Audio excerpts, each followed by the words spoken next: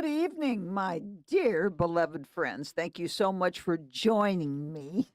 I can't tell you how much I appreciate it when you click on my little videos, and I really appreciate it when you leave a little comment. It's very helpful to me, and I love to have a little interaction. And if you get anything out of this, please let me know. Ring the bell, share, subscribe. Okay? All right, friends, today our little episode is called The Pious Fraud. When I speak of pious, I'm talking about the deeply religious, the faithful, devoted individual. And yes, it's followed up with the word fraud. Let's get started. So, the pious fraud, beloved, is sorry, the pious fraud, of course, is the deeply religious, but not in the right way. We can be religious, but maybe not quite like Christ calls us, huh? So sometimes, beloved, sometimes we have this amazing, hilarious approach to Jesus. We sometimes come to Jesus and you wouldn't have any idea that he was God. We're just like little kids. Sometimes kids say the darndest things, don't they? And I'm sure the Lord thinks that about us. So we have a hilarious approach to Jesus once in a while. Not always. Sometimes we're very awesome, but sometimes not so much. So in John 4:11, the woman at the well says, "Sir," the woman said, "you have nothing to draw with, and the well is deep. Where are you going to get this living water?" Jesus at the well said, "Grab me some water." And then she's grabbing it, and he said, "Well, the water I have, this is living water. You don't have a doggone thing to draw with. I can see.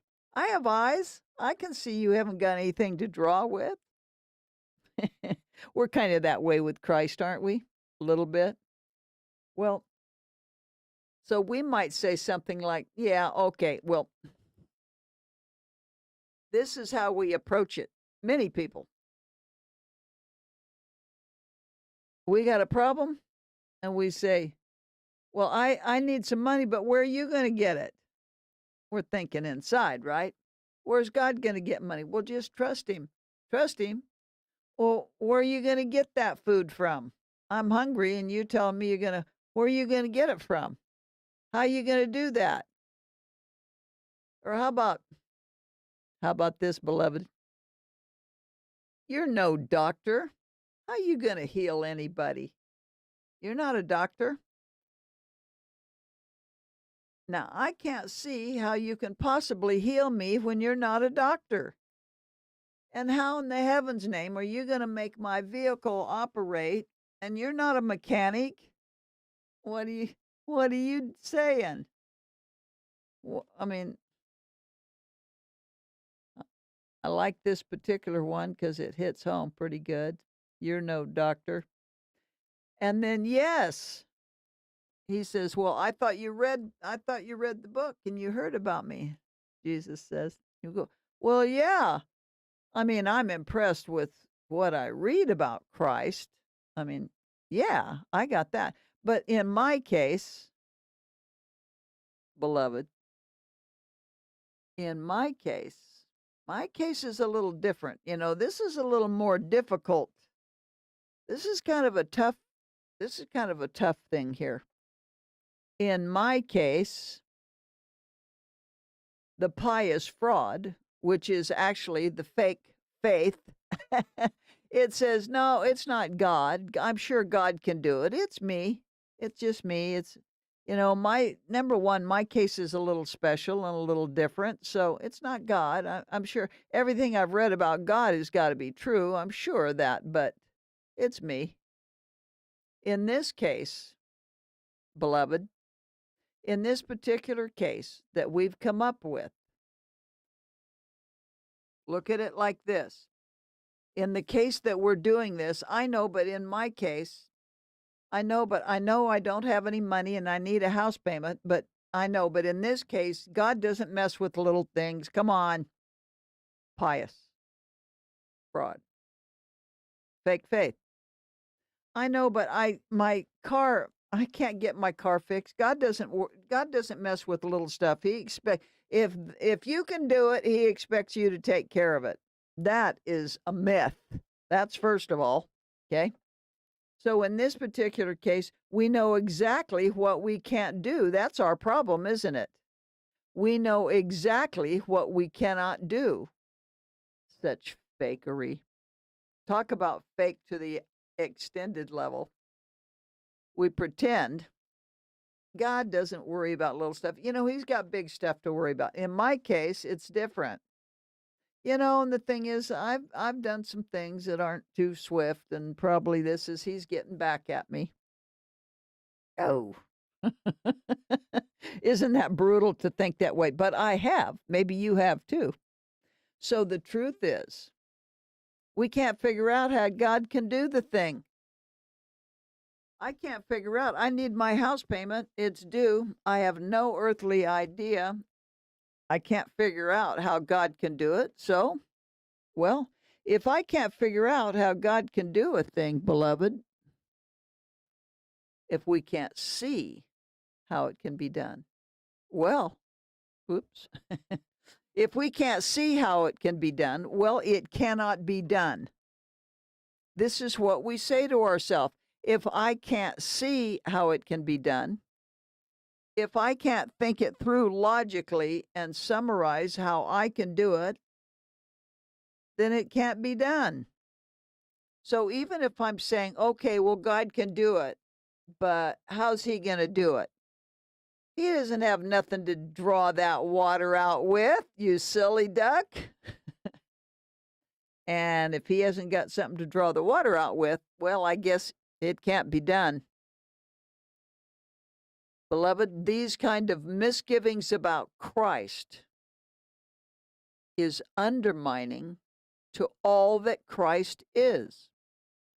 The God of the universe that we read about, we're impressed with, when we take these little things and say these things and act that way, we're undermining Christ and everything about him.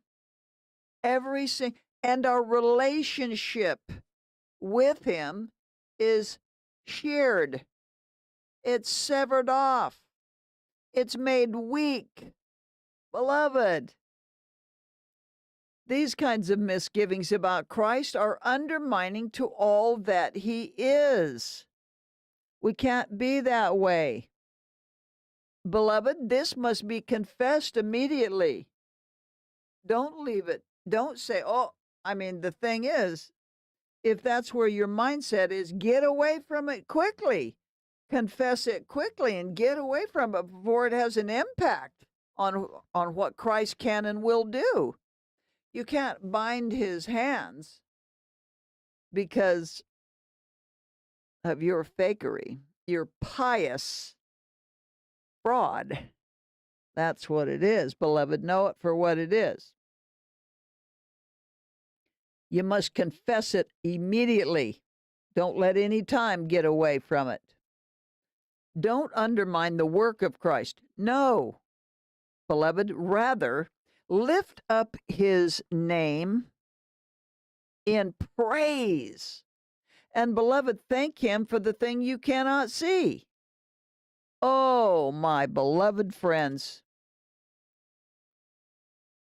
Lift his name up on high and thank him for the very thing that you cannot see.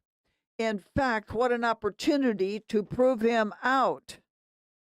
You can't see it, so lift his name up and thank him for it. What a great deal.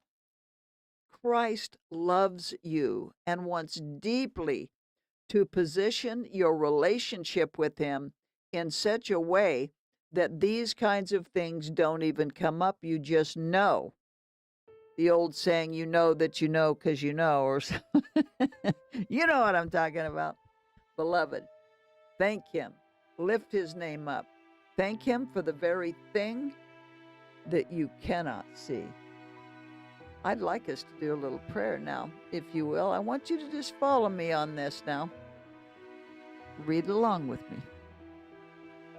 Oh, my dear beloved Father, thank you for bringing this to my attention today.